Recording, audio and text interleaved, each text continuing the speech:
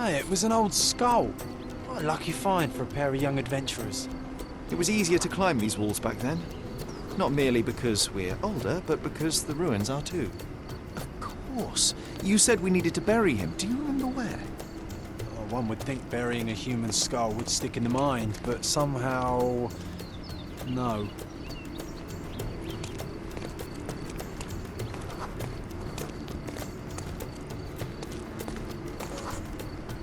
The old man was standing here as we passed. Oh yes, I remember his face as we flew by with a skull in our hands. He looked as shocked as our grisly companion.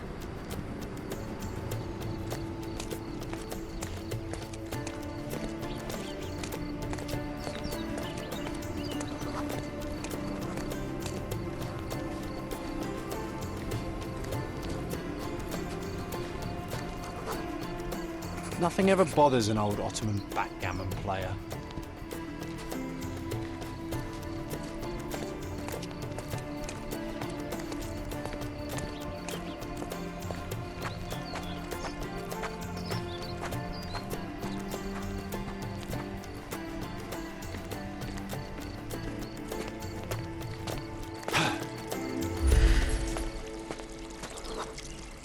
This wasn't the right place for a funeral.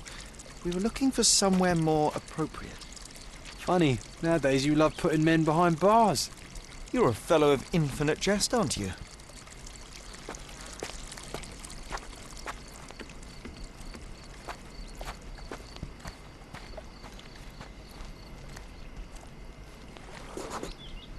The water level was higher back then. I remember swimming through this mire while trying not to breathe in the horrible odour.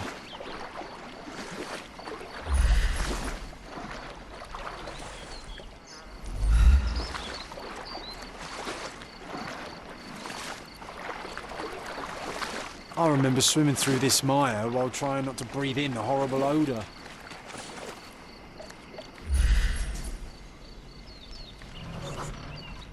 This is where we buried it.